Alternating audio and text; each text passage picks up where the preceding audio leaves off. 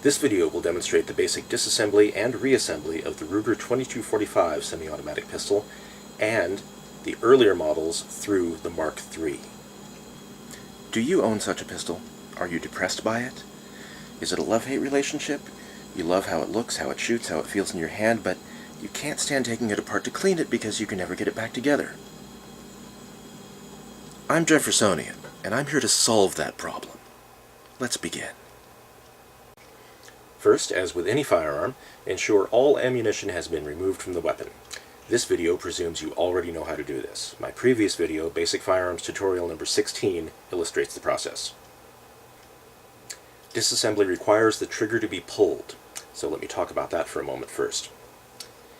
In a previous video, Basic Firearms Tutorial number 3A, I demonstrated why the Ruger 1022 is safe to dry fire because the bolt and firing pin are designed so that the firing pin cannot protrude past the bolt face and therefore cannot strike the breech face.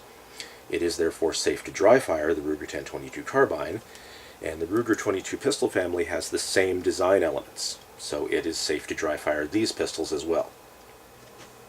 That being established, after double and triple checking that all ammunition has been removed from the weapon, point it in a safe direction, release the safety, and press the trigger to release the internal hammer.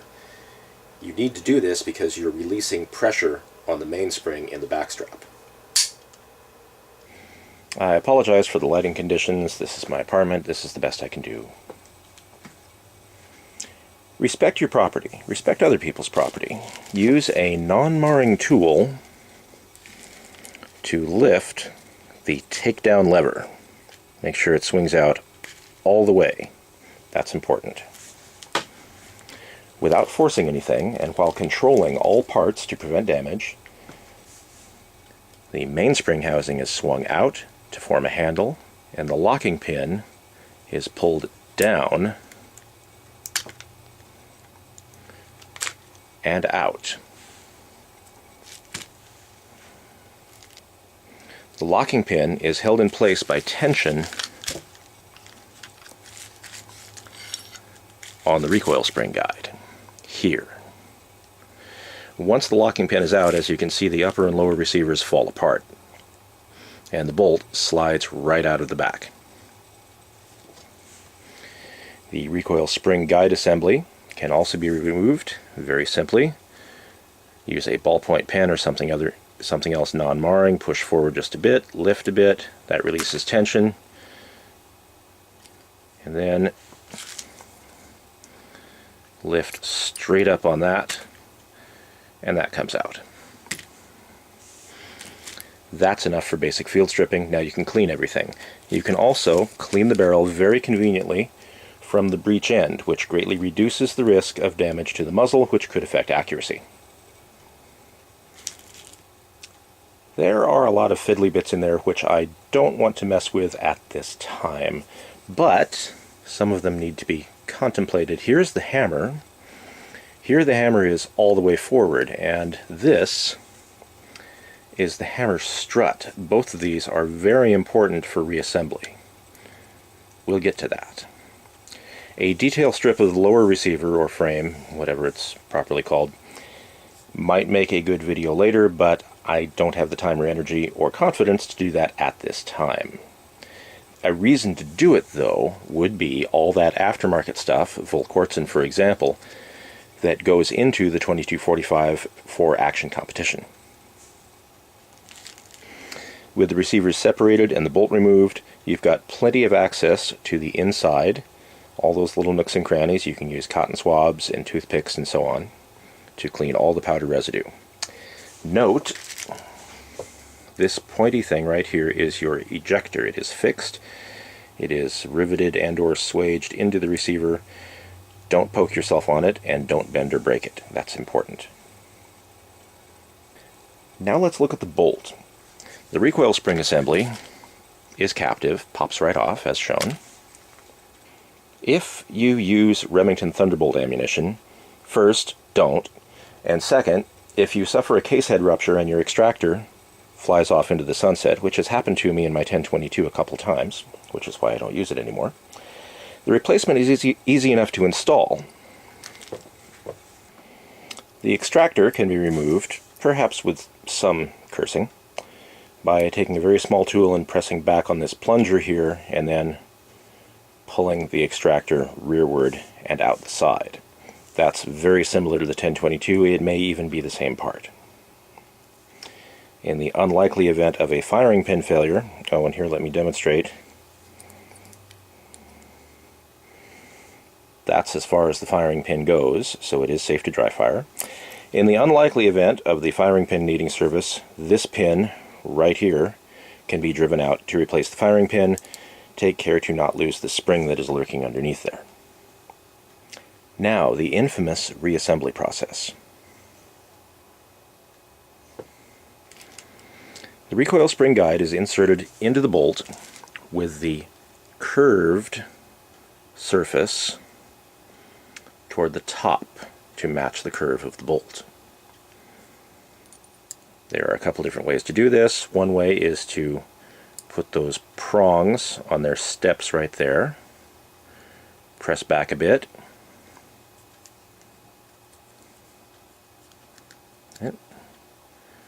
and it snaps into place.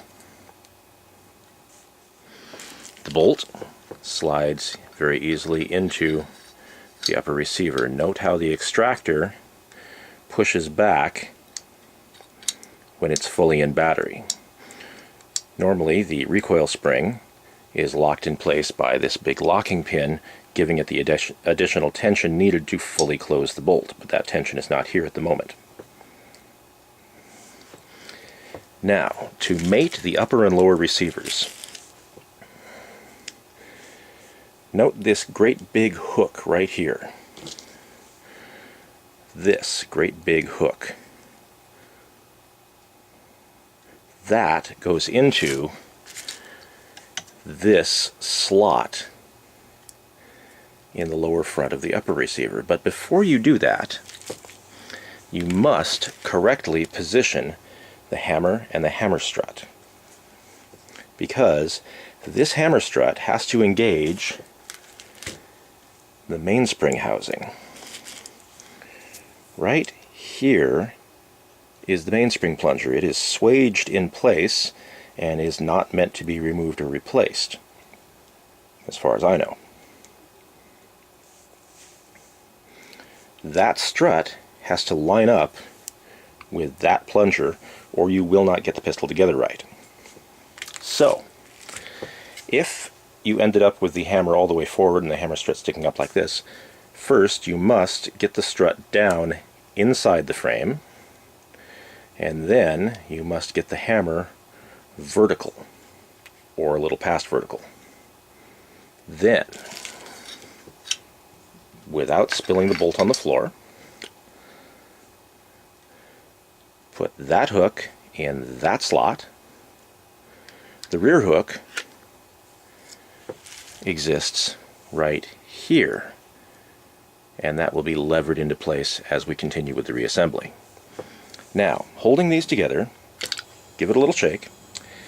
That'll put the hammer vertical forward against the back of the bolt, and it'll put the hammer strut vertical downward against the inside of the frame. What did I just say about keeping that all the way open? This is one of the annoying parts. This thing will snap closed on you, so be careful when handling it. Takedown lever, mainspring housing, rear locking hook, locking pin. I didn't bother to look up the correct names in the manual or the exploded parts diagram. Hold everything together like so, muzzle down, give it a little shake.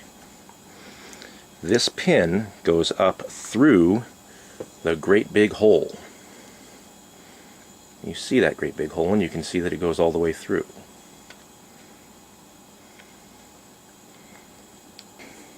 Remember, you're riding over that fraction of an inch of the recoil spring guide. Take care to not whang the thing off the edges of the lower receiver. Don't mar the weapon. Be careful and gentle. And then push, like so. Now, swing the mainspring housing into the frame, the lower receiver, and then rotate muzzle up, give it a little shake, and you may have heard that very faint click. That's the hammer strut now going rearward against the mainspring housing so that it will engage the plunger. Now, you press down there, close this takedown lever, and it levers itself into place, and everything is back together. Now, to make sure you've got it all right, perform a function test. When the hammer's not cocked, you've got extra resistance on the bolt. Now the hammer's cocked. Now you can release the safety. Well, the safety's already released. And dry fire. Remember, it's safe to dry fire these. Without a magazine in place, check for trigger reset.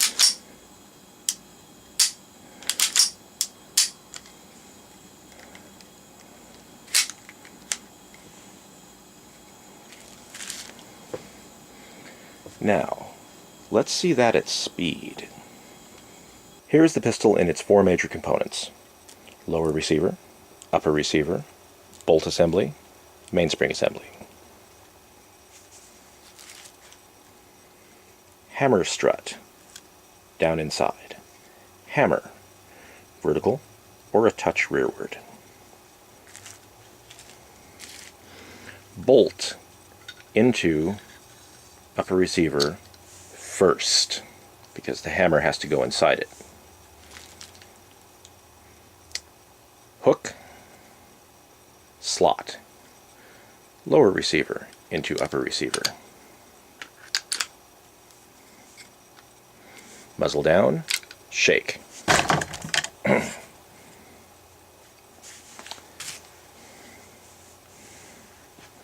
Big fat locking pin through lower and upper receivers, so it protrudes. The muzzle up, shake, swing. Hammer strut is engaged to the plunger, mainspring plunger. Takedown lever, close,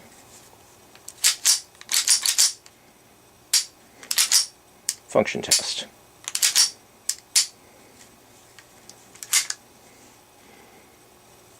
Now let's see the whole process again. Empty, safety off, safe direction, dry fire, takedown lever, mainspring housing, upper and lower receivers, bolt. Here is the pistol in its four major components: lower receiver or grip frame, upper receiver, bolt assembly, mainspring assembly. Bolt into upper receiver first, because the hammer has to go inside it.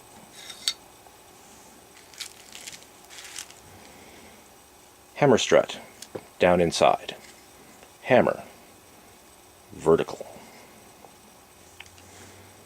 Hook, slot. Grip frame into upper receiver. Muzzle down, little shake. Locking pin. Up until it protrudes. Muzzle up, little shake. Mainspring housing, you should feel resistance right here. That's when the plunger meets the hammer strut. Takedown lever, levers everything closed. Function test. Trigger reset, bolt lock.